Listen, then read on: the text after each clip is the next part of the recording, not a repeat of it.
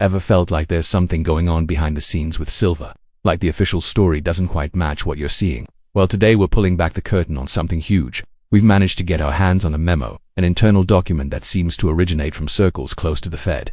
And what it reveals about the future of silver is absolutely mind. This isn't just speculation. This is based on deep research into documents that aren't meant for public eyes. So, buckle up, because what I am about to share could completely change how you view silver as an investment and as a cornerstone of the global economy.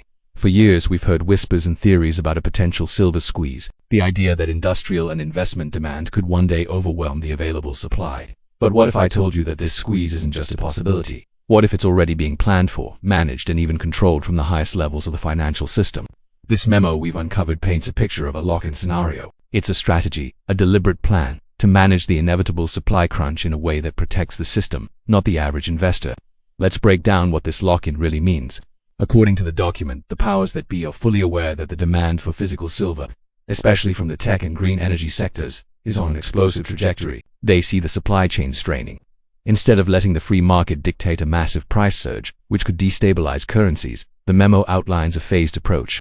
It talks about controlling the flow of silver from mines to mints, and from vaults to manufacturers. It's a sophisticated game of chess, and we're only just starting to see the pieces move. The memo details how central banks and major financial institutions could use their vast resources to absorb large quantities of physical silver, effectively taking it off the market. They wouldn't be buying it to drive the price up. No, they'd be buying it to create a strategic reserve, a buffer. This would allow them to release supply strategically to prevent the kind of price shock that would expose the fragility of our debt-based financial system.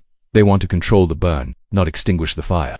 This means the price you see on your screen might become increasingly disconnected from the price to actually get your hands on physical metal. So, what are the signals we should be looking for? The memo points to several key indicators. First, watch the premiums on physical silver coins and bars. As this lock-in strategy tightens, the gap between the paper spot price and the real-world physical price will widen dramatically. We're already seeing this happen, but the document suggests it could reach unprecedented levels. Second, pay attention to the inventory levels at major exchanges like the memo suggests we'll see a steady, almost managed decline in registered inventories. The silver that's actually available for delivery, it won't be a sudden crash, but a slow, controlled bleed. This brings us to the industrial side of the equation. The memo is surprisingly candid about the critical role of silver in modern technology. From solar panels to electric vehicles, 5G networks, and advanced medical equipment, silver is irreplaceable. The document basically admits that securing a long-term stable supply of silver is a matter of national and economic security. They can't afford to have their key industries held hostage by a supply squeeze.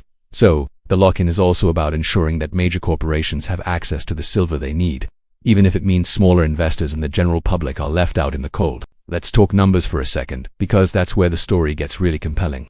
The silver market is tiny compared to gold or stocks. A relatively small shift in investment demand can have an outsized impact on price.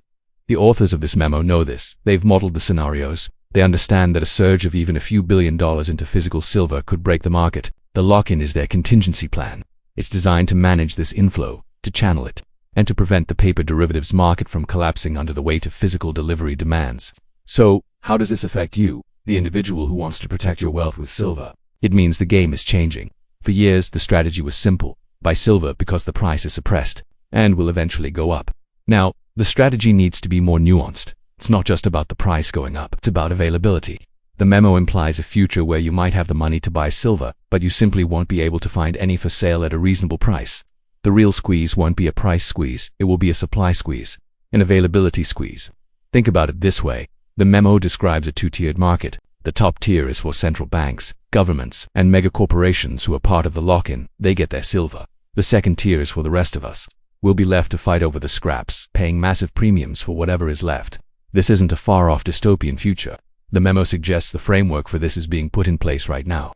They're testing the mechanisms, observing market reactions, and refining their strategy. The implications are profound. If this memo is accurate, it means that owning physical silver is more important than ever. Not just as a bet on price, but as a form of financial insurance against a system that is actively planning to sideline you. It's about having your wealth in your own hands, outside of a system that sees you as a variable to be managed. The paper contracts, the ETFs, they might not offer the protection you think they do in a real physical crunch. The memo is clear: when the squeeze happens, physical is king. So what's the takeaway from all this?